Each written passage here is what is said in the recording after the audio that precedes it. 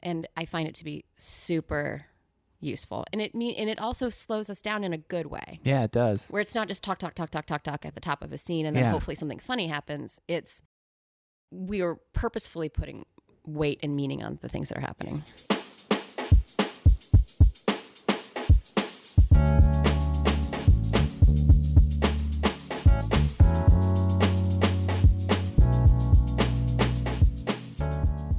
Hey everybody, thank you so much for tuning in to Notes from my Improv Notebook. This is Chel Hernandez. I appreciate if I sound a little different. I have a different microphone today, so I'm just trying things out. Anyways, before I do begin and self-promote, I just want to let you know that this episode 2 of Colleen, Doyle, was one of my favorite episodes. It actually enlightened my view on improv, and I'm so excited to share it with you. Other than that, please press pause, rate, review, subscribe to the podcast. Let other improvisers like you know that this exists. And I will be teaching a workshop. February 9th, I will be at San Diego Improv Festival. I will be teaching the Your Play, Your Way workshop. You're welcome to take it. Without further ado, here's Colleen Doyle.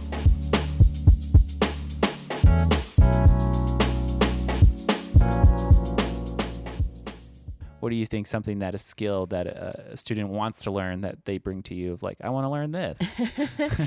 I think the most common thing I've ever gotten, part of which is I started teaching level 2 first. So level 2 at IO in Chicago was pretty much character, physicality, environment stuff. So what I would most often get, even out here, was I want to play characters. How do I play characters?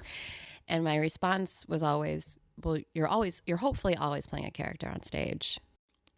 Over the years, I've become very fond of having more of improvisers in their characters, more reality, more humanity in there. But I think a lot of people come to improv, whether consciously or subconsciously, because they've seen like Kristen Wiig on SNL or whomever. So that's definitely, I think, the question I'm asked most often is like, how do I do more characters? Open-ended question. Yeah. The characters. I think, how did you come into your characters when you were playing? Do you feel like it just clicked naturally, or did you? So again, I'll talk about Susan, because Susan was my level 2 teacher. And a lot of the emphasis of that level 2 curriculum was discovering characters through these choices that we make, these physical choices. How do I carry my body? Do I have my arms folded across my chest? Am I man spreading? all these things that help to inform who we are on stage, right? Like you could start a scene and the suggestion could be garage. And if you're bent over the hood of a car, if that's your first impulse is to be fixing an engine, or if your first impulse is to be bound and gagged as though you've been abducted, those are two really different places to start. And if we lean into those things, the discovery of like, if Colleen Doyle made the choice to lean over a car's engine and be actively fixing it, that's a different person than I am by nature. And so I'm going to say, if this is true, what else is true? I'm much more likely to have been abducted and to be in a garage with my hands tied behind my back. That's going to feel a bit easier for me. So Susan really introduced this idea, instead of thinking about characters as wholesale, like this huge costume that I'm going to put on that's going to completely obfuscate like who I am. It's these little changes that we make this discovery in on stage. Am I wearing a top hat? Am I wearing overalls? You know what I mean? These little things that are a way into character, rather than this huge, heavy thing that I have to think about is like, there's a way to think about characters that is this huge task. When in reality, if you say to yourself, oh, I have a limp. Colleen Doyle has a limp, and how would that make me feel? It would change my point of view a bit as a human being. And that's a really good place to start. When I think of characters, and when you were talking about right now, I like to put images. So a lot of how I come up with my characters is I'll make a move, and then I'll try to create an image in my mind of what type of person that is. And like with the bound and gag person, it's like my image is that person has like a red handkerchief in their mouth, and I'll go from there, and that'll create a character. Is that something that you do similar, or is it more like, do you think of like feel? Like what do you think of when you come into these characters? I guess I'm probably more often coming at it from, how does it make me feel? So if It's like emotional attachment to that image that you're creating. yeah, I'd say, so if someone gives me the gift, right, on stage, if we get a suggestion of a location, the first thing, this is how I've started to think about making improvisation less complicated and easier and more successful for myself. So if we get a location, I'm going to think about how would I feel in that location? Would I be excited? Would I be nervous, etc.? And I would try to lean into that, just trying to find point of view. If someone endows me with something, if someone says like, wow, your cat has become enormous, Colleen, right? What I would start to think about right away is like, what kind of person lets their pets become obese, right? So the first thing I think of is like a deep sense of sadness or loneliness. Wow. Yeah, well, just because how do we know how to react on stage? How do I get out of my head and intellectualizing how to be funny? And how do I play a person? So if I'm endowed with your cat has diabetes, Colleen Doyle will think, wow, that's sad. And why would someone let it overfeed an animal? Maybe they're very lonely. They're seeking out companionship or love or, touch. And so I would just try to start maybe playing from there so that I have a point of view. So the next line that you say to me, I have a sense of how I might react. So if you're a vet and the first line is, your cat has diabetes, you've been overfeeding it, I know that I'm going to come from a place of sadness, no matter what kind of comes through. And then I'll be like, yeah, by the way, what are you doing after this? Oh, Dr. Chuck. Right? Like that helps us to understand what the scene is about, because I'm trying to get away always from playing a premise. I'm trying to get to a place of two people with points of view reacting to each other. Yeah, and you really have that emotional connection, which helps you connect to that other person. And I think that's what an audience finds funny. Mm-hmm. They don't know really what's important until we put some emotional weight behind it. Mm-hmm. And it's not really until we find important things that the audience finds it funny, right? Mm-hmm. That's why we don't do really transactional scenes, because there's no importance to them. Mm-hmm. So we're not really reacting. So if finding that emotion sooner rather than later sets us up for an audience to be very reactive as well. Something that you said that was so important was emotional weight to a scene. So for example, like, do you have a simple example of that? I think like, how can I add emotional weight to two people like sharing a sandwich? Well, because emotional weight, maybe that's a horrible example, and no, it's great. You can change it if you want. I would never change it. I would never change it. Well, I use this example when I coach or teach a new group of people. The first thing that I do out the gate is I do 3-line scenes, and I use as an example, I made you a sandwich, which is such an innocuous, benign thing to say to someone on stage, a first line of dialogue. I made you a sandwich, but there is a way, and this is stolen from a very sweet person who's no longer with us. His name is Jason Chin. This is stolen from Jason Chin. I loved when I got taught by him in the summer intensive. That was so cool. He was a wonderful teacher and person and friend of improvisation. And there's a way to do 3-line scenes where someone comes out, they might say to you, I made you a sandwich, innocuous, benign.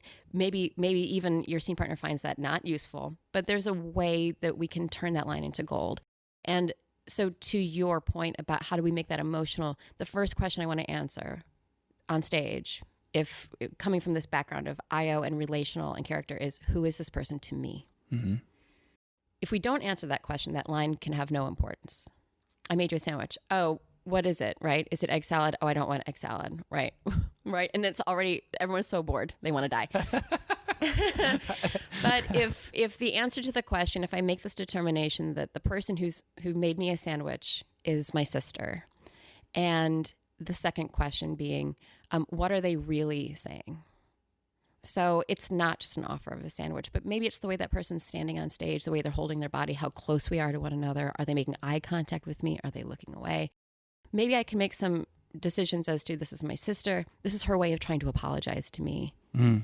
And now it's a gesture of apology rather than just a sandwich. That's so cool. It's something that I've started noticing about life is that everything's metaphor. And to understand that and to bring that right away into your scene just grants you so much meat to kind of draw from. That's wonderful. Thank you for sharing that. Oh yeah. I mean, I find it to be so useful. It's 3 questions. Who is this person to me? What are they really saying? And how does that make me feel? And if you answer those questions for yourself nearer to the top of a scene, there's going to be emotional weight to the scene. There's going to be stakes. There's going to be relationship. It's just it's like this trick of getting into why are we watching this? Why is this happening on stage, right? Why is an audience watching it? And I find it to be super useful. And it also slows us down in a good way. Yeah, it does. Where it's not just talk at the top of a scene and then hopefully something funny happens. We are purposefully putting weight and meaning on the things that are happening. Yeah, you're aiming with meaning. You're not just throwing stuff out there and you're like, I'll waddle through this mud and I'll find a diamond. You're like creating diamonds right off the top of the scene. Yeah, and if we do it in a way that, who is this person to me?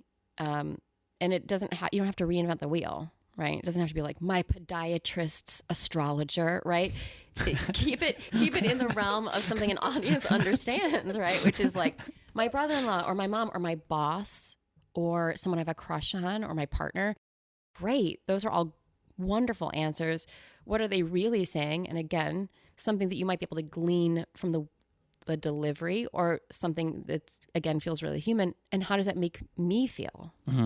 Because there's value in you as an improviser, how that makes you feel. Again, rather than trying to invent a way to feel about the offer. So we're doing ourselves, I've watched so much improv in the last 40 million years I've been doing this, where you want the audience to go with you. And a really easy way to get the audience to go with you is for them to understand what's happening. So it also helps to keep it within the realm of being understood. To be clear to the audience and to your partner, thus makes good comedy, I believe. Okay, so here's my question to you. Yes. So you have those 3 questions. Yes. Whenever you've been presented with a new skill in improv, how have you found a way to incorporate that into your play? Because I do feel like when we play, it's very subconscious, it's very reactionary.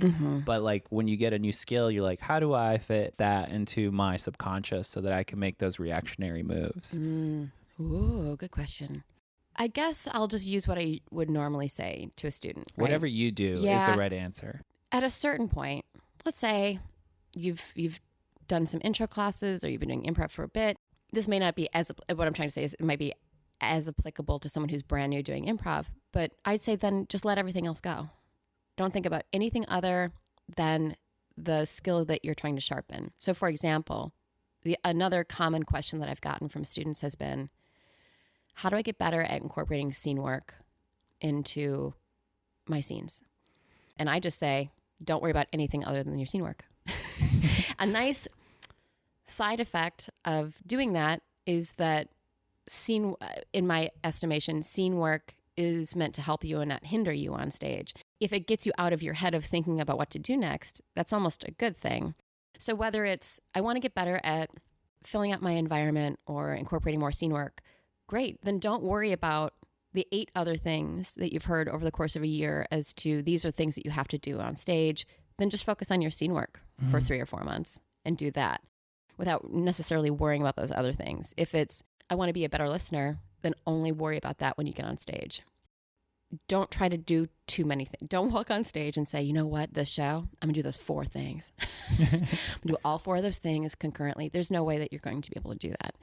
I think it's just take one thing at a time. It's just improv. You're not going to break it, Yeah. Yeah. No, that's a great way to look at it because so human beings, we're very we can't process many things at once. And with our phones, it's throwing us all off. You ever look at your phone and you're just like, why am I at the bank? Oh yeah, I got to do that thing. Every day, we're one-tracked mind kind of thing. So what you're suggesting is whatever the skill that you want to learn. So in my case, I love the metaphor and those 3 questions that you brought up. It's about just going into rehearsal or my play or my show and being like, I'm just going to concentrate on these 3 things or this one thing. And then I'm going to keep doing it until it becomes natural and a part of my subconscious. And it's not, it's not every line. It's how if I was giving this advice, to a podcast, which I am, oh my God. But I'd say the next time that you do a scene or a show, think about, I definitely want to know at the top of the scene who my scene partner is to me. Just naturally, even if you don't do the other two questions, even if you don't answer that right away, if I endow you with, you are my child, or you are my grandparent, or you are my best friend from college, almost inherently, without thinking about it, you're going to add more emotional weight to it. So if you just answer that one question for yourself for a while and you're like, I know who my scene partners are, I make that decision for myself really quickly in the scene, I think inherently that's going to add more. And then if you add on to that, if you say that, a sandwich is never going to be a sandwich, it's going to mean something else. There's more meaning in what people are saying to me. And you just keep adding on. I think it just becomes really natural over time. And that's definitely what happened for me. You start to feel it when you get up on stage and you're doing shows more often. You have an understanding that there has to be more going on. Because very rarely do we start scenes with like, I've always been in love with you, right? We have to make more out of these offers. So you start to understand it on a very subconscious level too. Interesting. Yeah. How cool. It can be tough to have this conversation because I do feel like we're talking about what's happening subconsciously and we're consciously trying to put words to it of like, because I think a lot of students, they come up to you and you're like, how do you do that thing you do? And it's just like, that's my reactions. And that's just how I've come to sharpen my knife over the years of doing this over and over again. So, and the answer a lot of times too to students is the answer that no one wants to hear ever, which is you just got to keep doing it. You have to keep getting up on stage and you start to just feel it in your bones a little bit over time. So even though that's a really frustrating answer for a student, it's as true of improv as it is of any other skill set. You just start to feel it. Have you found a way to say that message to students depending on the level they're willing to receive things? So like a student who is like you could totally trust, they trust you, whatever you say, you could totally say, you just got to keep doing it. But someone who first starts out, who's just not ready to hear that, have you ever been approached by that type of person and delivered that message in a different way so that they kind of continue on the path? Is that... I'm trying to think if I have other ways of... I think that a lot of students, when they're more advanced students and they've kind of been around the block and in the community, I think they have an understanding of that. I don't think I get asked that as often when I was teaching of like level 4 and 5 students. They've seen some great shows. They see gray in the hair of some of the people that they watch on stage. They're like, oh yeah, okay. You gotta get crusty. Gotta You gotta get real crusty. I'd say another way that I talk about it sometimes is to keep people interested and excited about doing it is finding your tribe, which again, I'm stealing from Amy Poehler. It's true though. It's so, you want to feel like confident and fulfilled and happy to do it. Find your people that make you so happy to do it. And I guess it bums me out. It bummed me out in Chicago and it bums me out in LA. Sometimes I'll coach and I'll just feel like people kind of put themselves together because they were desperate to start performing. And you can just tell like it's kind of a joyless endeavor. Yes. I'm like, you all don't have to do this, even if it's 2 other people and you make each other laugh, then get up and start doing shows with those people. And when you find your tribe, you feel like you push yourself in like greater directions than you would like just in a random jam with like random people. 100%. Yeah. I mean, just like anything else, I'd say for like comedians in LA, like none of us have to push it with someone that we think, oh, well, they're connected or they know somebody who knows somebody or whatever. You can see it all the time that people who find each other, it's like that, those puzzle pieces fitting together. That's when the magic happens. Yeah, it really is. Yeah. So I'd say the same is true. So I'm sure that's something that I've said to younger students was, when they're super eager, like I want to get on stage, which is a great idea. Even in level 1, get up on stage, go do a jam, go pardon my French, but go eat shit. And then go have a beer with your friends and talk about how fun it was to eat shit. And over time, that's how you find those people. And then maybe you guys do a podcast or maybe you guys do, you host a jam or whatever it is. And that's the key to unlocking doing this forever. Because I'd say what's true of improvisers who do it for a long time and who find some degree of happiness and success doing it is it's the people that they met along the way. You know, it's not a solo adventure doing improv. So let's go back to an exercise that we can bring in terms of like, I feel like you've brought so much already, but specific to the character and finding out how students could play more characters or be in a character. What would you say is an exercise to help students with characters? Great. This is something I've been doing recently, and it kind of falls into the same vein as to what we've been talking about. But when we say character, I think character is a really loaded term for a lot of people who are pursuing improv or comedy. So character, I think, is as simplistic as point of view or opinion. If you have an opinion, that comes from a place of character, right? So you could take almost any line of dialogue that you're presented with on stage, and if you express an opinion about it, that's one step into a character. And I love this maxim in applying it to improv. If this is true, what else is true? So if someone says to me on stage, I made eggnog, right? I'm looking at your Christmas tree, so I'm thinking about eggnog, but I made eggnog. You know, your reaction to that doesn't have to be, yes, and I brought a gingerbread house. That's one way of moving the scene forward. There's nothing wrong with that whatsoever. But a way to start to understand who the people are on stage is me having an opinion about eggnog. I just did this exercise with a group that I'm coaching. Yes or no, in or out. And I'm going to give credit to someone else right now, Bill Arnett, who's a brilliant teacher. It's breaking it down very simplistically. Yes, in eggnog, yes, how great, or no, out, no to eggnog. So a way to react to that is if someone says, I made eggnog, oh yeah, I can't wait to get fucked up at this party, right? I've got to get fucked up, right? I still want to party. I know I'm 41, but I've got to party, right? It's a way into that. So then I kind of, in some way, understand that character a bit more because I started with, yes, what does this mean? What does this mean? I'm filling that in as we go. If someone says, I made eggnog, and I say, oh God, no, I couldn't have them. I'm off dairy. I'm off alcohol. I'm drinking water and eating chia seeds because I don't deserve nice things. I don't deserve happiness. You know, that's a very exaggerated way to start that scene, but it's you just having an opinion. So those are two opinions that a human being could have. And I also say you don't have to think about it either. Because I guarantee you, if I was just sitting around with friends and I made eggnog, everyone would have an opinion just because of who they are. Mm-hmm. So you can even start with like, I don't personally like eggnog myself. I would just rather have the alcohol. And that's a really honest and true thing about myself. And then I can always say, if this is true, what else is true? Starting from Colleen is, I would just rather have the alcohol. Then as I step into character, all I'm doing is I'm saying, if this is true, what else is true? Do I like the most distilled part, you know, the most pure part of things? Do I just not like things to be sullied by adding a lot of frou-frou to it?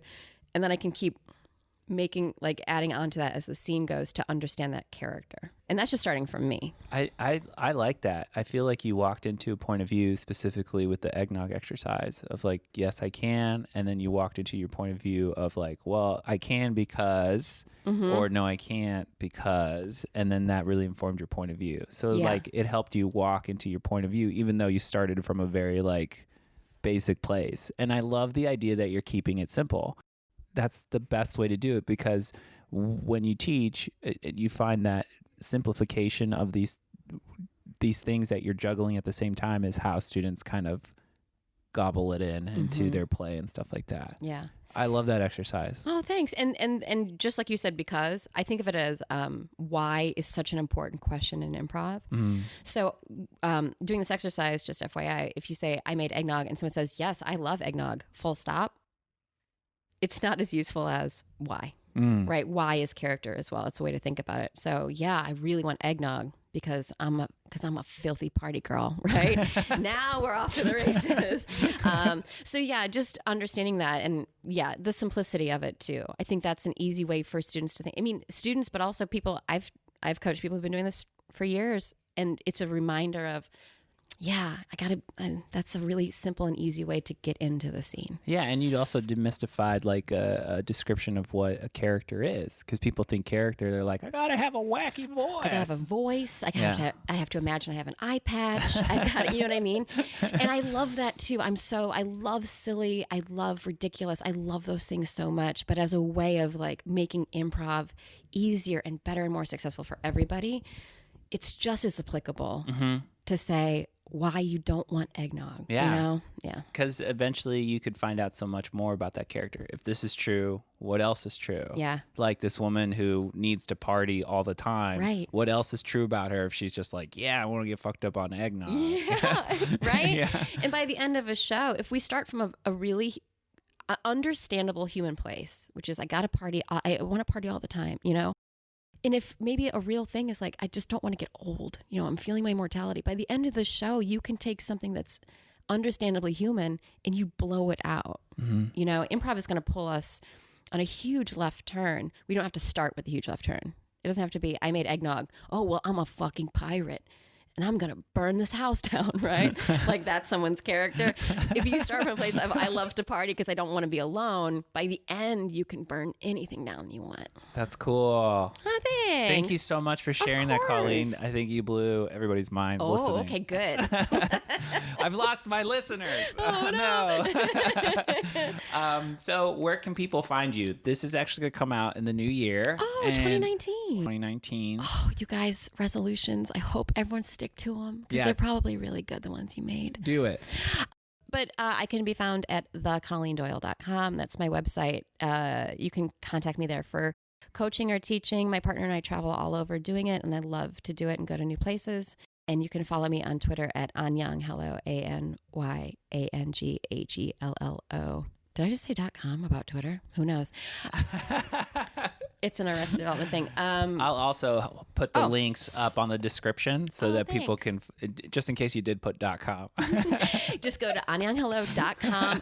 I totally understand how Twitter works. I'm a millennial. It's not a big deal. Well, thank you so much for stopping by the podcast, and I hope you have a wonderful afternoon. Thank you. Thanks for having me.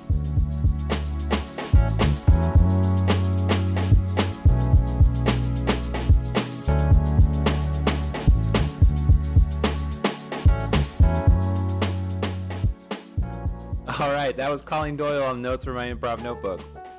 Wow, that's all I have to say. That was such a great podcast. I'm so excited about it. Thank you so much again for listening to Notes from My Improv Notebook. Please rate, share, subscribe to this podcast. Let improvisers like you know that it exists. I appreciate you. And next week, we're going to have Brian James O'Connell. Thank you so much, and have a wonderful week.